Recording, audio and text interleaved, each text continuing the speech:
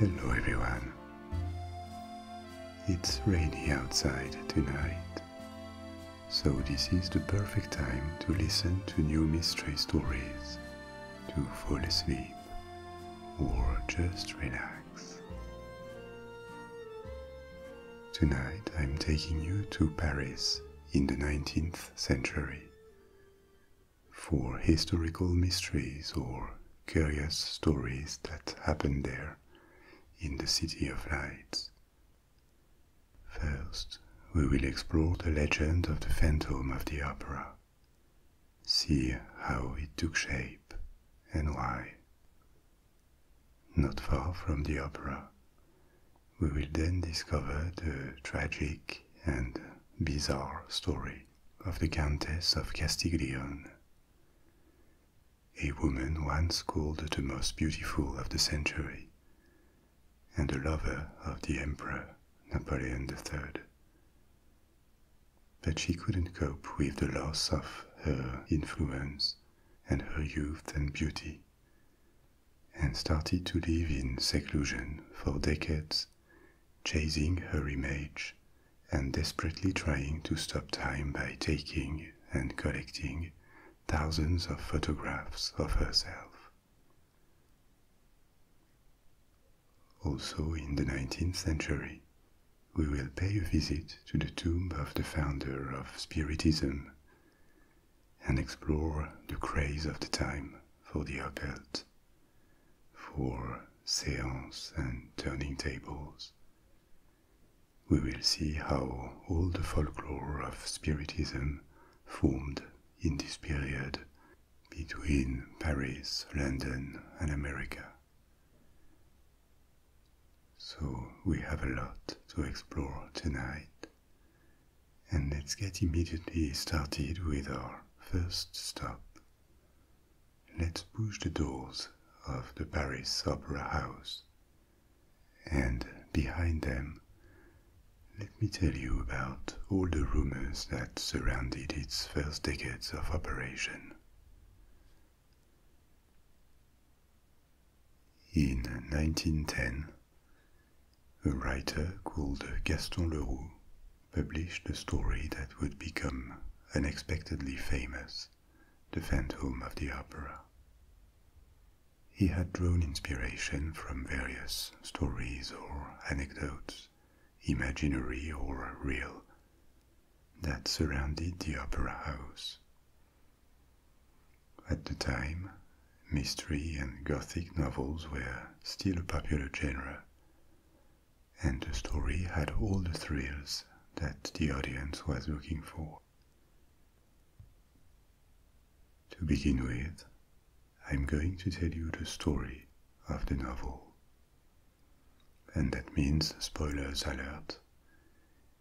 If you don't wish to have the plot revealed today, you can use the timestamps to jump to the next section, in which I tell you about where this story came from and the history of the building itself of the opera house called the Palais Garnier.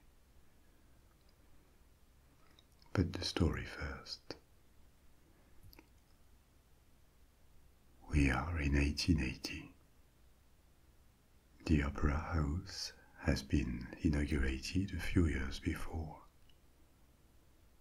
and at this point it is believed to be haunted by an entity known as the Phantom of the Opera, or the Opera Ghost.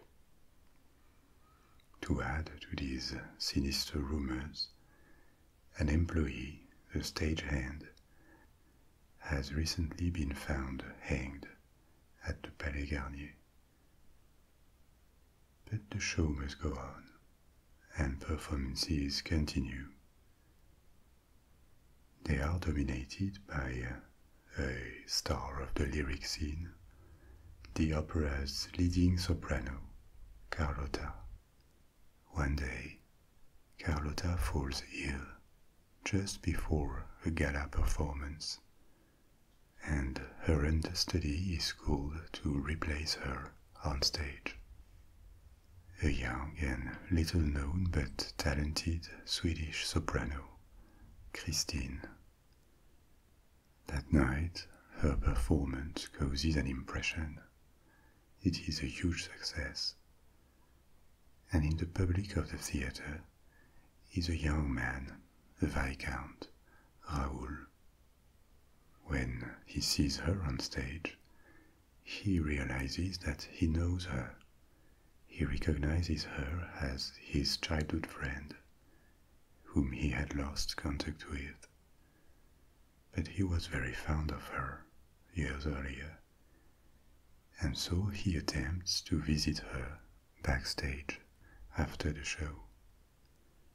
As he is near the entrance of her dressing room, he distinctly hears the voice of a man complimenting her from inside the room, and he waits for Christine to go out. But once she's gone, he investigates the room, and surprisingly, he finds it empty, even though no man has left before. Later, Raoul and Christine are at a seaside resort in Brittany, and he confronts her about the voice he heard in her room on the night of the show. Christine tells him she has been tutored for some time now by the angel of music, who visited her in the opera house on the night he heard the voice. Despite all his affection for her, Raoul cannot help but find the explanation ridiculous, and he suggests she might be the victim of a prank. Hearing this, she storms off, but Raoul doesn't drop his investigation. One night, as Christine visits her father's grave in a cemetery, a mysterious figure appears near her and plays the violin for her. Raoul attempts to confront this mysterious figure, but he is suddenly attacked and knocked out. Back at the opera house, the managers receive a letter from a so-called phantom demanding that they allow Christine to perform a lead role in a new work, a new opera that is going to be produced, and also that box number 5 in the theatre be left empty for his own use. In case they would not comply with his orders, a curse would fall on the house, and the consequences would be disastrous. Despite the threats, they consider it as a prank and ignore the letter. Soon after, a series of incidents ensue. Carlotta, the star, loses her voice and ends up croaking like a toad. One night, the huge chandelier suddenly crashes into the audience, killing a spectator, and the phantom abducts Christine from her dressing room. He reveals himself as a deformed man called Eric, hiding his face behind a mask as his appearance separates him from society. Eric holds her prisoner in his lair somewhere in the opera house, and Christine is torn apart by terror, fascination, curiosity, and compassion for this desperate man.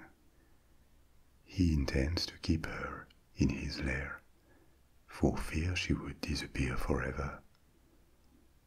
But she causes him to change his plans when she unmasks him and finally sees his face, a noseless and sunken-eye face that resembles a skull dried up by the centuries. Both are horrified her by the sight of his real face, and him for being exposed to the look of the woman he has fallen in love with. And finally, he agrees to release her on the condition that she wear his ring and be faithful to him. Despite Christine's compassion and her appreciation for Eric's musical talent, she has obviously no intention of being in a relationship with him. Stalking and abduction never seduced anyone. She meets with Raoul on the roof of the opera house and tells him about the abduction. She turns to him for help and makes him promise to take her away to a place where the phantom could never find her. They agree that they will escape the next day, but before, Christine wants to sing one last time for Eric as a means of saying goodbye.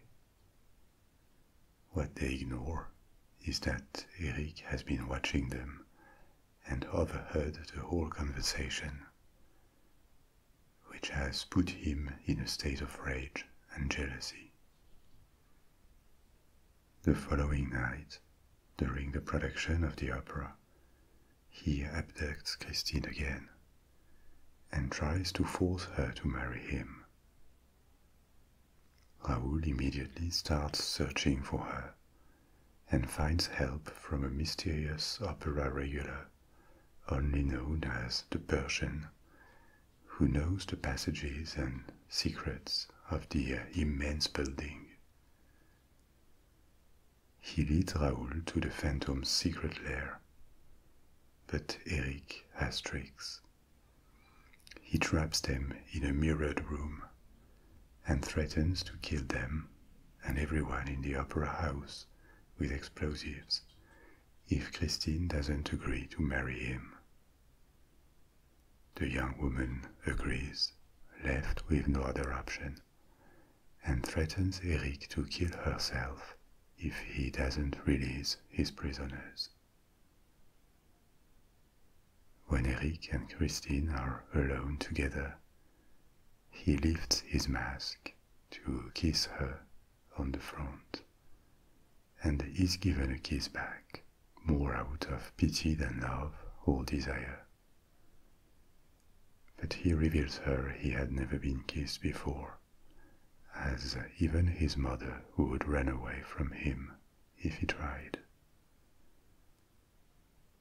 Both are overcome with emotion, and Eric understands the way he tried to force her will never win her over. All he could ever get from Christine would be pity and maybe friendship. Exhausted and hopeless in front of the tragic destiny that made him a monster, he feels his death nearing. He releases Christine again, with a promise that she will return after his death to bury him. She accepts and complies some time after, before eloping with Raoul, never to return. In the epilogue of the story, we learn about Eric's life. It is revealed that he was the son of a construction business owner, deformed at birth. He ran away from his family home, where his monstrous appearance prevented any sign of affection, and then he worked in fairs and circuses, traveling around the world and schooling himself in the arts of the circus. He eventually returned to France, where he started his own construction business and was contracted to work on the opera house. This is how he had discreetly built himself a lair in the foundations, where he could disappear, complete with hidden passages and hidden tricks that allowed him to spy on anyone in the opera house. He was never a ghost, but rather a poor, unhappy man, rejected by the world and tortured by a humanity that the rest of the world denied him. So, where does this story, which has been adapted in film and musical, come from? As I told you, the most famous opera house in Paris is also known as the Palais Garnier, Garnier Palace. Garnier was the name of the architect, and it was built in the 19th century, in the 1860s and 70s. The establishment of an opera company in Paris dates back from the 17th century. At the start, it was way smaller than now, because 17th and 18th century operas were not the kind of big productions that they became in the 19th century. Orchestras were much smaller, there were less performers on stage, and the audience grew, but there was no need for venues with thousands of seats. This changed in the 19th century, when operas reached probably the peak of their popularity and cultural significance. From St. Petersburg or Berlin to Vienna, Milan, Paris or London, the public willing to go to opera houses increased dramatically. The bourgeois upper class, which was booming at the time thanks to economic growth, turned operas into a very popular form of entertainment and cultural production. Shows were not reserved to the high society. There were also cheaper venues and cheaper seats, including in prestigious houses. And there was a small working class audience. But for the bourgeois high society, operas became places of socialization. They reproduced the aristocracy's behaviors and references of the previous centuries. And so, more than before, operas garnered an audience of aficionados and became social events to which so-called important people had to attend and be seen. At the time, in the mid-19th century, Paris had one of the busiest opera scenes in the world. The most popular opera composers of the 19th century were mainly Italian, names like Bellini, Donizetti, Verdi, Puccini. But Paris was the place where to create operas for the first time, to organize premieres, because it had a large audience, abundant funding, and it could attract international attention for composers and performers alike. In a sense, it was to the lyric scene in the 19th century what Broadway or the London West End became to theatre and musicals in the 20th century.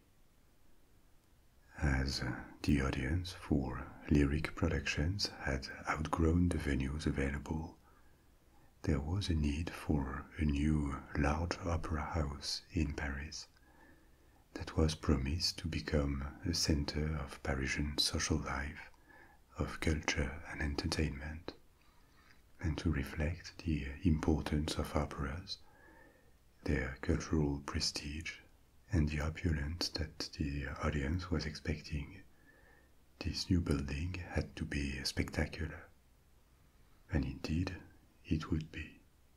It became the most expensive building of the 19th century in Paris, more than the Eiffel Tower or any other monument. At the time, in the years 1860, when work began, the regime in France was called the Second Empire, and the emperor was Napoleon III, a nephew of Napoleon I. He had been elected president of the Republic, but he quickly hijacked the regime to proclaim himself emperor after a coup. This regime was supposed to be a kind of constitutional monarchy, but it had serious opposition in France from republicans and liberals demanding more political freedom. There were elections, and it wasn't an autocracy, but it was quite authoritarian. The press was censored, trade unions were forbidden, and dissent was repressed. So for 2 decades of this regime, there were significant political tensions. But one thing that worked very well was the economy. Industrial growth was fast, banking was booming, Paris had become a major financial center after London, but bigger than New York City at the time. So there was money available, and it is the period when Paris took the appearance it mostly still has today, a 19th century city with large avenues, parks, big train stations, and a sense of unity in architecture with a lot of ornaments on facades. But behind the glossy new look of the city, the reality of society was very diverse, very unequal. Extreme wealth and misery coexisted. So there was a brilliant social scene, and the opera house was a stage for it. But on the other hand, working-class neighborhoods where life was very harsh, low wages, insecurity, child labor, alcoholism, which was a plague. This is the world depicted in novels by Émile Zola, with all its convulsions across the various classes of society. When it comes to architecture and decorative arts, the Opéra Garnier reflects the taste of the time. The architecture is eclectic, meaning that it is more a mix of inspirations from all the styles, from the Antiquity, the Middle Ages, the Baroque era, Byzantium, and materials too were very diverse, from stone and metallic structures to many different kinds of marbles and other precious materials.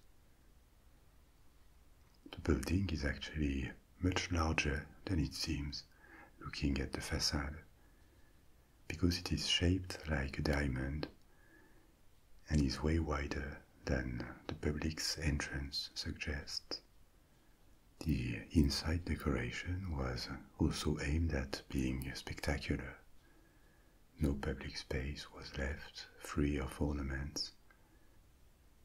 The theatre itself, with almost 2,000 seats, was given a very loaded ornamentation, where gold dominates.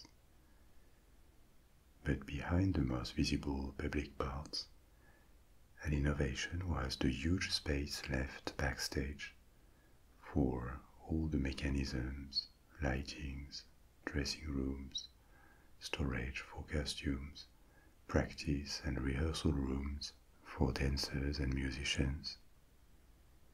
The opera was a world within itself that extended far from the public's eyes, high above the theatre itself and deep underground, like a labyrinth that only administrators, performers and technicians could access, but so large and complicated that very few people really knew it entirely.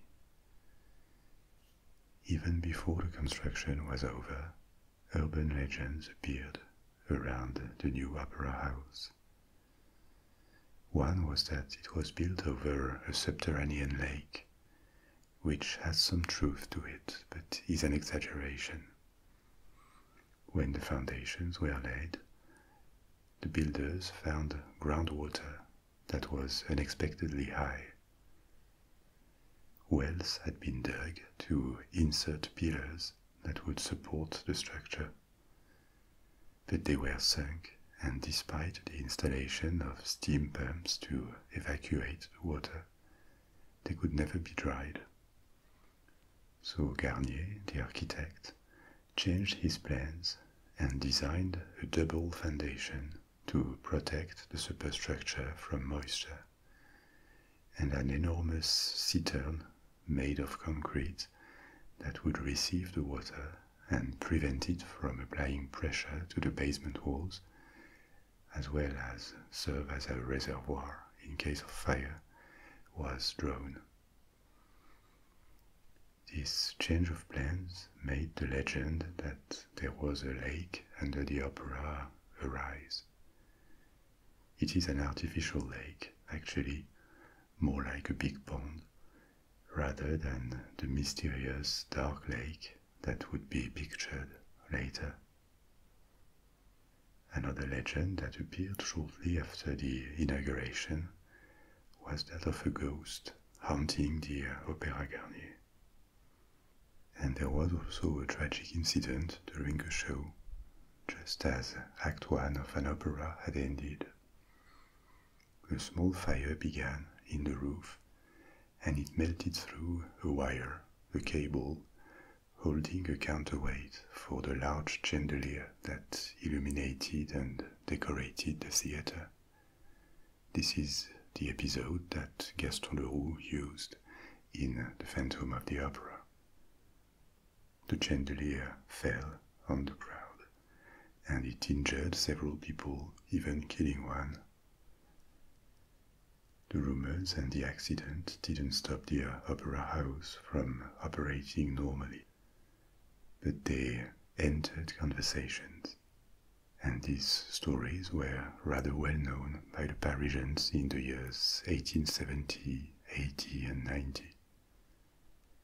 They gave an aura of mystery to a building that had become famous already.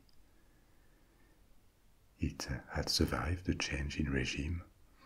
The Second Empire had collapsed in 1870 due to the Franco-Prussian War, in which Napoleon III's armies were beaten, and the inauguration took place after the fall of the Second Empire.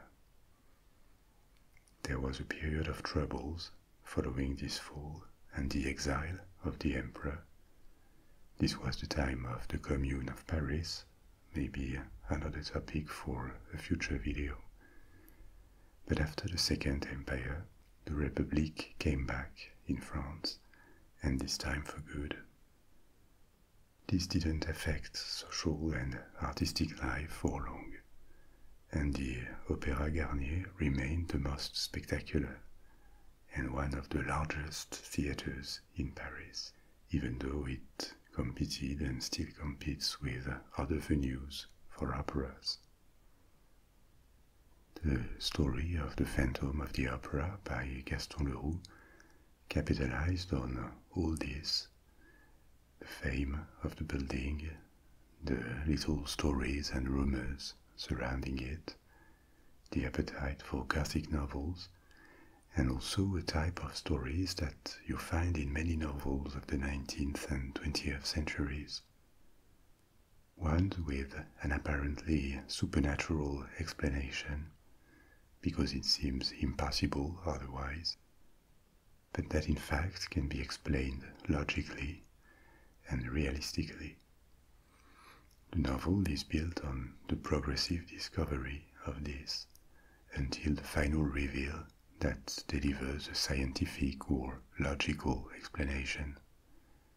There is something of this from Sherlock Holmes' investigations to many Agatha Christie's novels written decades later. Crimes or situations that seem impossible, and yet they are explainable. Another famous novel of the same kind by Leroux is The Mystery of the Yellow Room. A crime is committed inside a closed room with no access to anyone, including no secret passage or any other kind of access. So it looks impossible. Of course, it is possible. I'll let you read the novel if you want to know how. But it's now time to move on to our second story of the night. And for this one, we will stay in the same period and even the same neighborhood.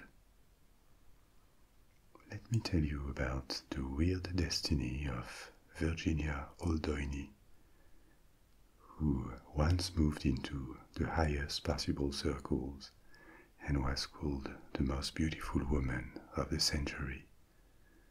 But as years passed and her beauty faded, turned into a ghost, living in a dark apartment, only the company of her memories and her own image that she desperately tried to fix on photographs.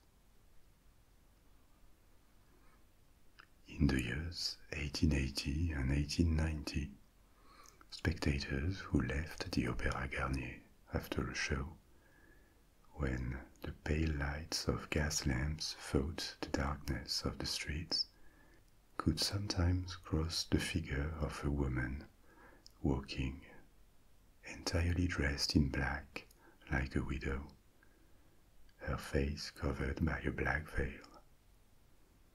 This was not a ghost, but an old woman who only left her apartment at night to avoid the look of strangers.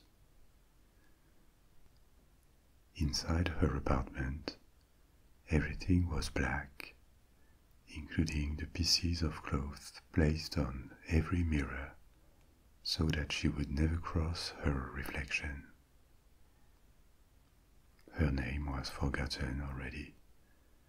She belonged to a world that had died and left her alone. The walkers could not know that the person under these dark veils once turned heads and wore the most extravagant outfits. She seduced kings and emperors, and even got involved in international diplomacy. Let's go back 60 years into the past and discover the life of the Countess of Castiglione. I say Castiglione, the French way, but Castiglione would be more appropriate because she was Italian. And she got the title of Countess from a short marriage in her teens. She was born Virginia Oldoini in the minor nobility in Florence, Tuscany.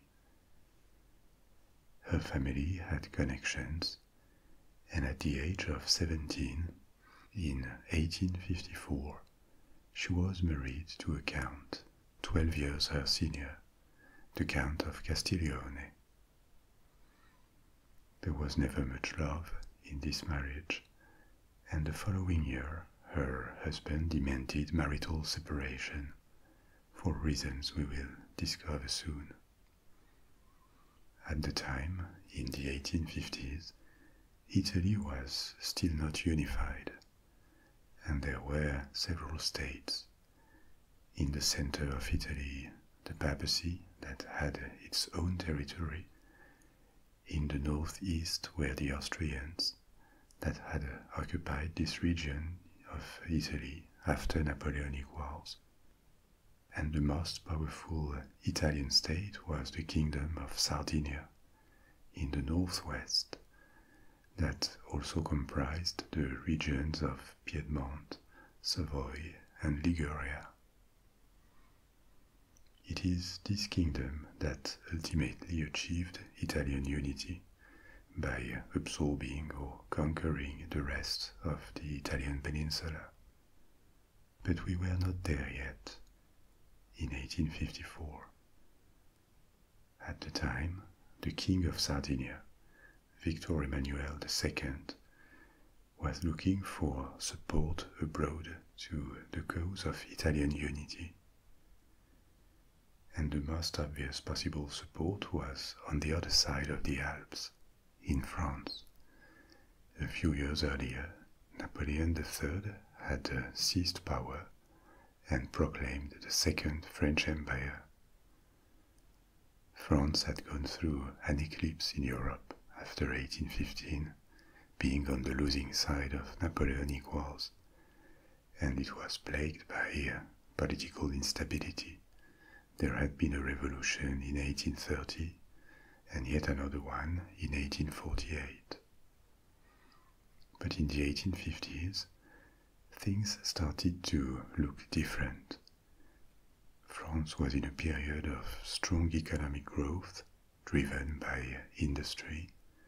It followed on the footsteps of Great Britain, but at the time its main rivals on the continent, like Austria-Hungary and Prussia, had barely started to take off industrially and were comparatively poor.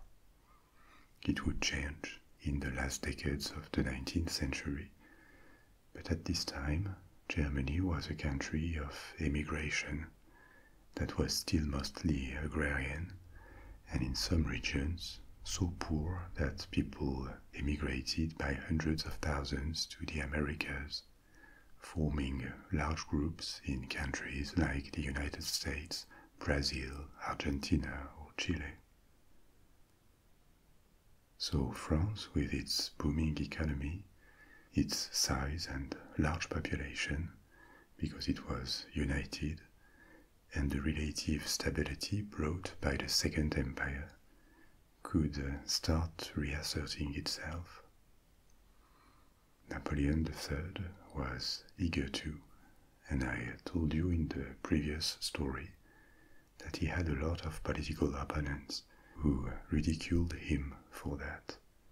Victor Hugo, for example, the author of Les Misérables, who lived in exile at the time for political reasons, and Hugo used to call him Napoléon le Petit, Napoleon the Small One, in comparison with his uncle Napoleon I, because obviously he didn't have the military genius or the Promethean destiny of his ancestor.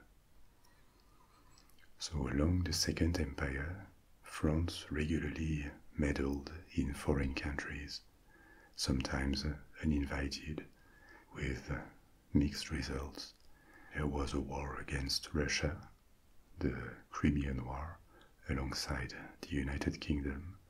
There was an expedition in Mexico that was rather pointless but terribly costly. There were colonization efforts in East Asia, like in Vietnam, and in Africa, and also a few years after the wedding of Virginia, an intervention in Italy to support the Kingdom of Sardinia in its fight for Italian unity against Austria. This one was successful. There were several battles in the north of Italy, the most important ones being the battles of Magenta and Solferino, and France gained the regions of Savoy and the city of Nice in the south of the country as the price for its intervention. But in 1855, the Sardinian diplomacy tried to convince Napoleon III to sign an alliance. Virginia's cousin worked for Sardinian diplomacy, and that year, in 1855, the Count and the Countess of Castiglione traveled to Paris. She was under her cousin's instructions to plead the cause of Italian unity with Napoleon III. Why ask an 18-year-old, who was a nobody when it came to diplomacy and had no official status? Why ask her to engage in high-level diplomacy? It sounds out of place. The reason was that Virginia had already become a little celebrity for her extraordinary beauty and charisma. there are early photographs of her that probably don't do justice to her seductive aura, because numerous testimonies attest that her beauty and charm were stunning at the time. Maybe in the 21st century she wouldn't be called extraordinarily beautiful, because standards of beauty have changed. But she embodied perfection in the mid-19th century. She had big eyes, a small mouth, an oval face, and perfect pale skin, features that are reminiscent of another aristocrat famous for her beauty, Sisi, the Empress of Austria. And she was an aristocrat, not from the most prestigious aristocracy, but enough to be well educated and able to behave correctly in the highest circles. This distinguished her from most other models of beauty and gave her an aura of perfection in the eye of the European aristocracy and wealthy bourgeois. So her cousin knew that she would make a big impression when she would visit the imperial court in Paris. Napoleon III was known for his appetite when it came to young women, and there was a high chance that he would set his eyes on her. And indeed, it happened. So why not take advantage of this and ask her to plead for Italian unity? This wasn't an official mission, and certainly not the priority of Italian diplomacy, but Sardinian diplomats thought that it couldn't hurt to place one of their own in Napoleon's mind, or even bed. She didn't disappoint them. She quickly became Napoleon III's mistress, and this was the reason for the separation demanded by her husband. There was a little scandal, and it was obviously humiliating for him, but what could he do? He wasn't the first husband to have his wife stolen by a monarch, and in any case Virginia was not a complete debutante. She had already taken her first lover even before the travel to Paris. She wasn't shy at all, and enjoyed shining and seducing. In those years she discovered her power over men. Her relationship with the emperor was a bit scandalous, but also prestigious for her, and it opened the gates of European royalty circles, a world she was not necessarily destined to enter, given her origins. She met the Queen of Prussia. She also had a brief relation with King Victor Emmanuel of Italy. She impressed Bismarck, the Prussian Chancellor, and she crossed paths with Napoleon III in many balls, parties, and receptions, where everyone knew what was going on, even though she obviously couldn't be with him officially. He was seduced by her, and apart from the pleasure of her company, she also was a kind of trophy to a man who was almost 50 in 1856, 1857, 30 years older than her. These years were the peak of her fame, and she shined brilliantly, but not everyone liked her. No one ever questioned her appeal, but she also sparked jealousy and criticism for her behavior.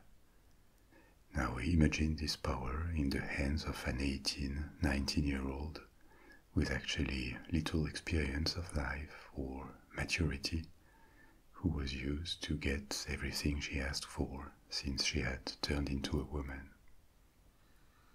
So she was whimsical, probably arrogant, and behaved like the teenager she was not long ago.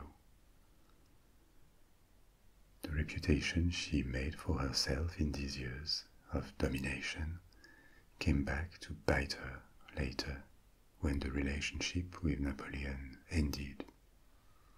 She had no real friends or supporters, and the relationship didn't last that long. In 1857, as the Kingdom of Italy was proclaimed and the Franco-Italian alliance a reality, her star began to fade. She settled in Paris, and for the rest of the Second Empire lived as a socialite, mainly on the reputation she had established in her years of proximity with the Emperor. She was still stunningly beautiful, but less young than before, and other women replaced her. By the end of the 1860s, the frivolous social life of the Second Empire was nearing its end, and in 1870 the war against Prussia, that turned into a disaster for Napoleon III, ended the regime. And with it, the imperial court and its parties, its brilliance, and some said, especially among Republicans, its corruption and frivolity. At least for a few years, austerity replaced excesses in this micro-society. The relationships and conflicts of interest between high aristocrats, bankers, and industrialists had to become more discreet, and being an ex-imperial mistress became a source of embarrassment rather than advancement for her. 15 years had passed since her arrival in France, and she had already been forgotten by many, when they didn't consider her a kind of prostitute that slept with the tyrant of the previous regime. In the 1870s and 1880s, she entered progressively a life of seclusion, living alone in an apartment near the Opéra Garnier. But in 1870 she was just 33. She still had 30 years more to live, and the second half of her life could not have been more different from her shining years. She had found a new passion since 1856, and this had kept her busy as her fame was declining. In 1856, shortly after her arrival in Paris, photography was becoming increasingly popular at the imperial court. It would soon trickle down to the rest of society. She began sitting for the court's photographer and never stopped serving as a model for the following 4 decades. Over 40 years, she directed her photographer to help her create at least 700 different photographs, of which she was the one and only subject. In this long project, she recreated the signature moments of her life, posing in the spectacular and theatrical outfits that she wore at the peak of her beauty and influence, such as a Queen of Hearts dress that caused a big impression when she appeared in it at the court.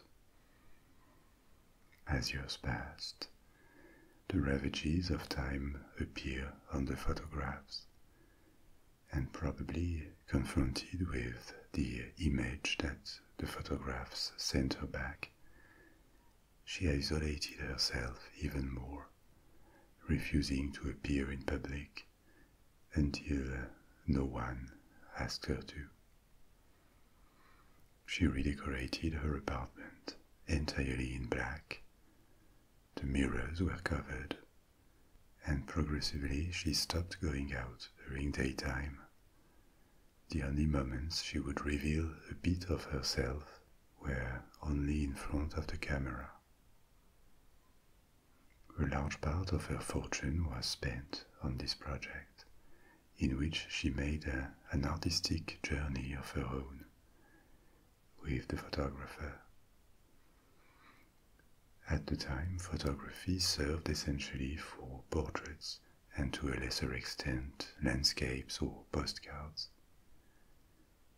The use of photography as an art form, in and for itself, had not really started yet, but in anonymity because very few knew or cared about the project she was pursuing. She started exploring the medium and created pictures that look rather modern to us, with poses and props filled with symbolism and aesthetic research. Some of the photographs were daring for the time. She showed her bare legs and feet. In these ones, her head was cropped out. No one knows for sure what her mental state was at the time. It is unknown whether she found a state of happiness in this secluded life, how obsessed she really was with her own image, or whether she was depressed and felt terribly alone. We know that for 1900, she hoped to set up an exhibit of her photographs at the Universal Exposition that was going to take place in Paris. But it didn't happen, and she died with the century. In November 1899, her health declined, and she died at age 62 in complete indifference. Someone from the Italian embassy just rushed to her apartment to find and destroy possibly compromising document from the 1850s when she was the mistress of the emperor. But her death barely appeared in the news. People had forgotten her completely, or assumed she had already died, for the few who remembered the times of Napoleon's court. In relative anonymity, she was buried at the Père-Lachaise cemetery in Paris, where her tomb still is. The Countess of Castiglione was no more. Only the hundreds of photographs remain.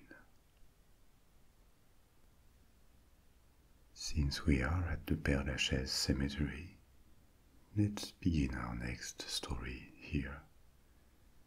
The Père-Lachaise is the most famous of Parisian cemeteries.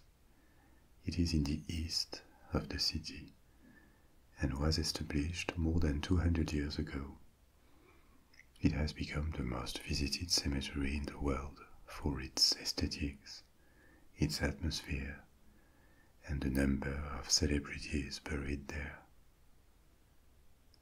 There are dozens of them, including writers like Marcel Proust, Balzac, or Oscar Wilde, painters like Delacroix or Pissarro, musicians like Frédéric Chopin, Edith Piaf, or Jim Morrison.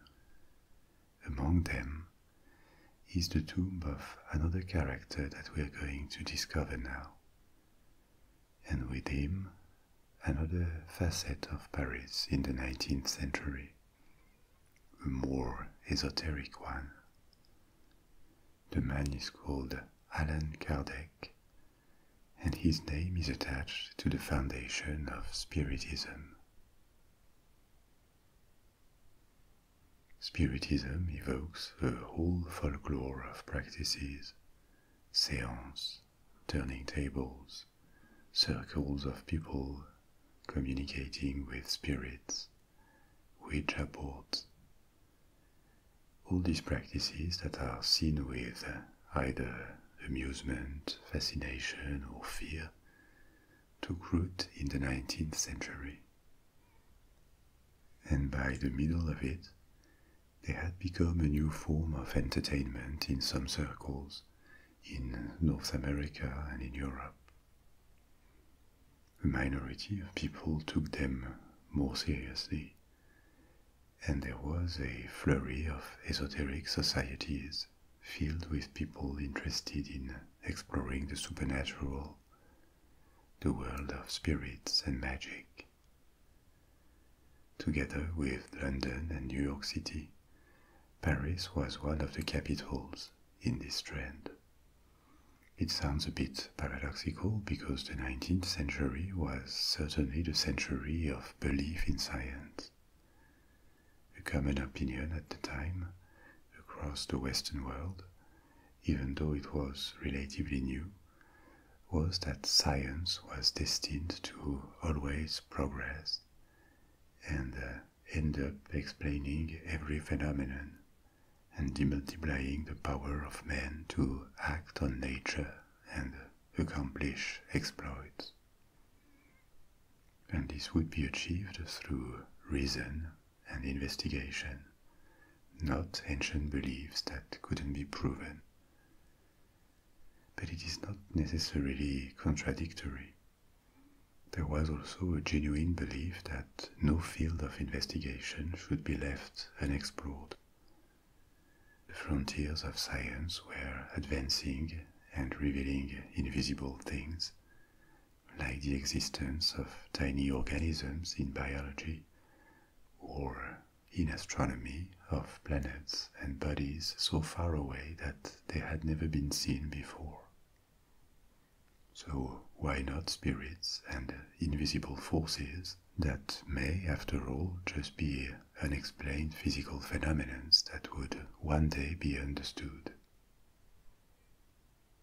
To an 1850 person, it was certainly not less credible than imagining that one day people could fly, create energy-breaking atoms, or communicate from different corners of the world with mobile devices.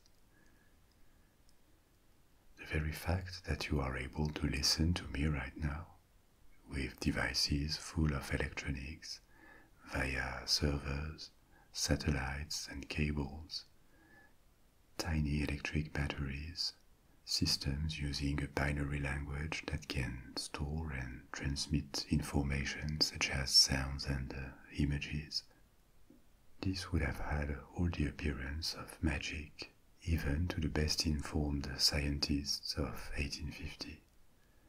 And yet, people were already open to believe in the possibility of this so-called magic to exist, thanks to science and technique. So why not spirits? Actually, many of these groups saw themselves as investigators, conducting experiments to help reveal a new continent in knowledge. So the opposition to the scientist movement was not that straightforward. But in this interest or appetite for the occult, there was probably also a search for a re-enchantment of the world, for a more entertaining and appealing way of looking at the world, in opposition to the scientific approach that can also be cold, complicated, and boringly reasonable. A barrier to this kind of esoteric practices was also loosening at the time. Organized religion was less influent, be it in Catholic or Protestant countries, meaning that the social stigma that would have come with spending time on occult practices was fading, whereas a century earlier it would have been socially more complicated and even illegal in some places to do it. So it's another topic entirely, but the resurgence of occultism and the progress of scientism in the 19th century are contradictory only in appearance. In reality, the two phenomena sort of went together hand in hand, and maybe they still do today to an extent.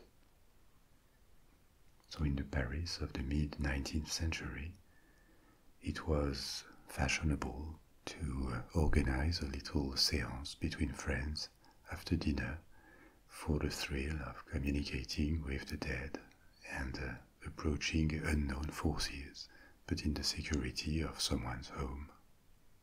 Someone claiming to be a medium generally presided and conducted the session. Séance is French for session. Some were probably sincere, others were exposed as con artists or actors. They had little tricks to make something happen, like the table starting to move, or they could use ventriloquy or change their voice to convince people that a spirit possessed them. Ouija boards, these boards with letters that are said to help communicate with spirits or the dead, appeared a bit later, by the end of the 19th century, in America. Turning tables were also very American at the start, and the practice, the belief that spirits would show their presence and communicate through moves in the table, spread to Europe. It is not just the folklore of a séance that took its modern shape in those years. There was an entire religious movement called Spiritualism, not to be confused with Spiritism, that took off in America. This was the time of a great religious revival in America that was later called the Second Great Awakening, as opposed to the First Awakening of the 18th century and the third in the second half of the 19th century. New theologies and churches, generally based on Protestantism, emerged in the years 1820 to 1840, and new denominations were created, for example Adventism or Mormonism. Existing Protestant denominations also went through transformations at the time. But in this large and diverse revival, other movements also appeared, like Spiritualism, which is based on the belief that the spirits of the dead exist and have the capacity and even the inclination to communicate with the living. Another belief in Spiritualism is that spirits keep evolving after death and acquire more knowledge and wisdom, meaning that they can provide useful advice and insight to the living about moral issues or divinity. Spiritualism is not necessarily incompatible with Christianity, but obviously these beliefs are not in the canon of any large and well-established Christian denomination. As a movement, Spiritualism had its peak before the 1920s, and at some point it was big. By the end of the 19th century, it would have had around 8 million followers between North America and Great Britain, which was considerable. But the interest passed along the 20th century, even though there are still spiritualist churches. In no small part, this decline came from the number of mediums who were exposed as frauds, often by the spiritualists themselves, in an attempt to structure their movement and stop scams. But the disappearance of this spectacular aspect of spiritualism that the spiritualists pushed also reduced the appeal of the movement. Many had joined because they were fascinated with these sessions of communication with the spirits, real or not. It was, for example, the case of Arthur Conan Doyle, the creator of Sherlock Holmes. Once the showmanship and physicality of this practice began to recede, spiritualism had a hard time recruiting. There was no centralized organization, so it became progressively marginalized. Spiritism, now, also appeared in this movement of curiosity for spirits, but in Paris, and was influenced by spiritualism, but there are differences. where spiritualism was more a religious movement, Spiritism wanted to be science, to actually study systematically and discover this world of spirits. And its founder was Allan Kardec, the pen name of a French author called Hippolyte Rivail. He had a background in science. He became a member of several scholarly societies interested in history, industry, or natural sciences. But what he is really known for is for the codification of Spiritism.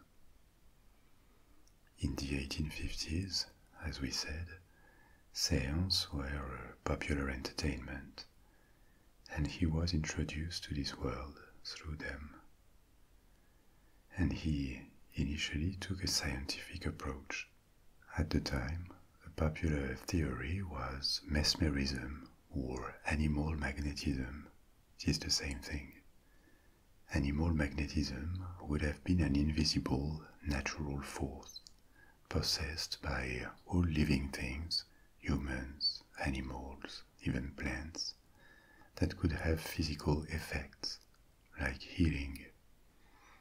This hypothesis was the basis for the practice of magnetizers, who claim they can heal or generally act on another body by channeling and using this force.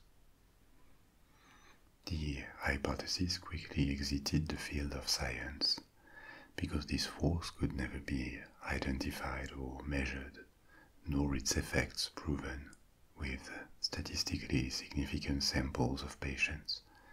So it moved to the world of pseudoscience and beliefs rather than topic of investigation. But in the 1850s, the hypothesis was popular, and if humans and animals had this force in them, why not the spirits too? That would explain moving tables or other physical manifestations of their presence. Kardec abandoned this theory later, but that was his starting point. It became a passion for him, and he documented hundreds of séances, compiled hundreds of questions concerning the nature and the mechanisms of spirit communication. And as years passed, he became convinced that mediums, at least the real ones, could effectively provide accurate information unknown to themselves, that they could also demonstrate unlearned skills or portray the characteristics of deceased individuals. All this because they were able to channel spirits. Out of this body of work, he published several books that codified Spiritism. As he advanced, he put more and more beliefs on the table that make it hard to consider Spiritism as a science because nothing was proven. Yet he added these things to his core hypothesis. For example, the belief in reincarnation, the belief that spirits were immortal or lived much longer than humans, and that they regularly came back to our physical world. He insisted until his death that Spiritism was a science, but at this point very few were willing to give this discipline the status of a science. And actually he attracted a quite large following, including celebrities, writers like Victor Hugo, Conan Doyle, just mentioned him for his involvement in spiritualism, was also interested in Spiritism. There were also wealthy and famous editors or industrialists. But more than anything, these people were attracted to the spirit sessions themselves rather than scientific investigation. Like spiritualism, Spiritism declined in Europe and America, but it had an unexpected resurgence in other parts of the world. For example, the movement is big to our day in Brazil, where the name Allan Kardec is well known, and millions of Brazilians declare that they are Spiritists and read Kardec or follow teachings inspired by his code. In 1869 he died and was buried in Paris, and interestingly most Parisians don't even know his name or what he did.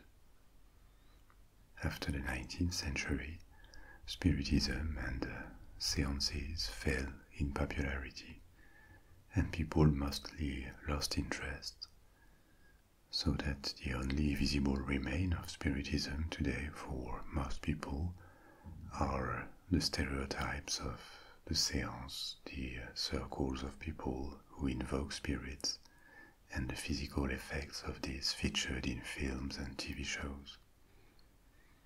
The fact that all this was once seen as an object of scientific experiment has been almost entirely forgotten.